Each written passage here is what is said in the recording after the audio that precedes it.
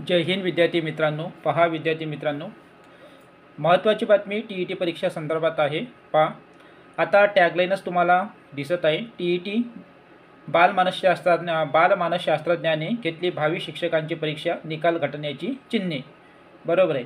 आता विद्यार्थ्यांची प्रतिक्रिया जेव्हा टी ई टी पेपर हा संपला 10 नोव्हेंबरचा, तर बऱ्याच विद्यार्थ्यांनी सांगितलं, पेपर फर्स्ट असो की पेपर सेकंड असो, की यामध्ये सांगितलं आहे विद्यार्थ्यांनी की जे बालमानसशास्त्रावरील जे प्रश्न होते ते बरेच अवघड होते आणि यामुळं त्यांना म्हणजे बालमानसशास्त्राचे एकूण 30 प्रश्न होते आणि हे जे 30 प्रश्न आहे हे विद्यार्थ्यांना सॉल्व करण्यासाठी एवढे अवघड गेले की त्यांनी याच्याबद्दल बरीच प्रतिक्रिया दिली, पेपर फर्स्ट असो की पेपर सेकंड असो।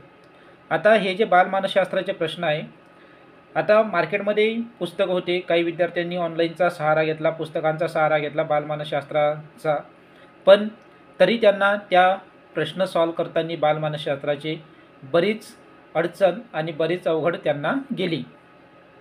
आता नेमकं या न्यूजमध्ये काय सांगण्यात आलं आहे पहा। भावनिक बुद्धिमत्ता संकल्पना कुणी मांडली? हृदयाची आंतरसंरचना व कार्य दाखवणारी नावे आकृती पाहून द्या। कोणती कृती सफाईदार व कमी वेळेत करता येते? असे बालमानसशास्त्रावरील प्रश्न सोडविताना भावी शिक्षकांना कस लागला? शिक्षक पात्रता परीक्षा टी केंद्रीय शिक्षक पात्रता परीक्षेच्या CTETच्या तुलनेत अवघड होती। यावेळी यंदाही निकाल कमी लागेल असे उमेदवारांनी सांगितले। पहा, सुरुवातीलाच इथून आपल्याला दिसते की हा जो TETचा पेपर आहे बालमानसशास्त्रावरील प्रश्न बरेच अवघड गेले असं जेव्हा आपण हे वाचलं तर यावरून आपल्याला समजते। हेच आपल्याला एवढ्या लाईनमध्ये आपल्याला सांगण्यात आलेलं आहे। आता यावर्षी CTETची परीक्षा आहे, आता 14 डिसेंबरला होणार आहे। आता CTETच्या तुलनेत ही परीक्षा विद्यार्थ्यांना अवघड गेली असं विद्यार्थ्यांचं म्हणणं आहे। तसंच आता हा मुद्दा पहा, काठिण्य पातळी यंदा जास्त। पहा, 2020 मध्ये TETत झालेल्या गैरप्रकारामुळे यंदा कडक उपाययोजना केल्या होत्या। फेस रीडिंग, बायोमेट्रिक हजेरी घेण्यात आली। मागील वर्षी केवळ 3.5% उमेदवार परीक्षेत उत्तीर्ण झाले होते। यंदाही काठिण्य पातळीमुळे निकाल कमीच राहण्याची शक्यता आहे। प्रश्नांचे स्वरूप दीर्घ आल्याने बालमानसशास्त्राचे प्रश्न अधिक कठीण गेल्याचे बऱ्याच जणांनी इथं सांगितलेलं आहे।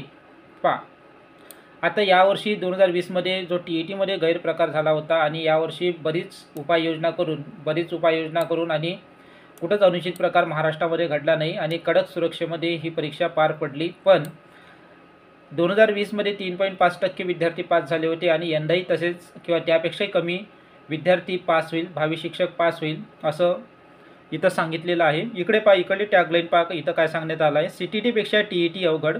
3 वर्षानंतर ही परीक्षा होत आहे, त्यामुळे स्पर्धा जास्त आहे। यंदा CTETच्या तुलनेत TETच्या पेपरची काठिण्य पातळी अधिक होती।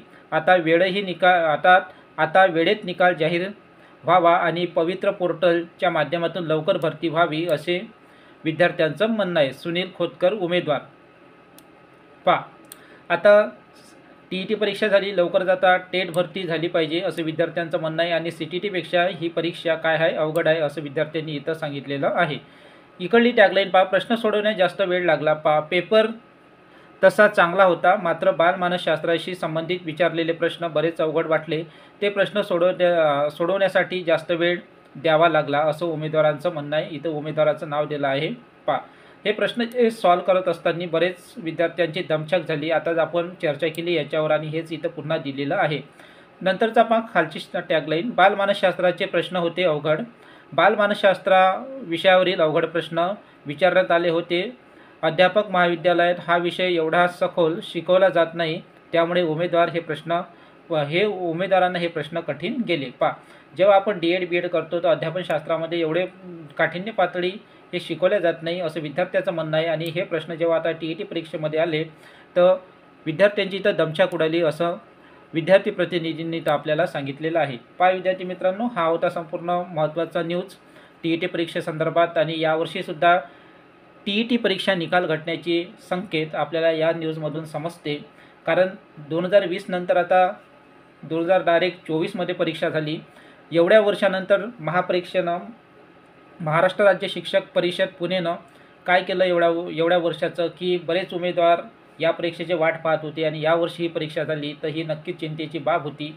आणि यामुळे यावर्षीसुद्धा TET परीक्षेचा निकाल हा घटण्याचीच चिन्हे आहे, असं या न्यूजमधून आपल्याला समजते. जय हिंद, जय महाराष्ट्र विद्यार्थी मित्रांनो.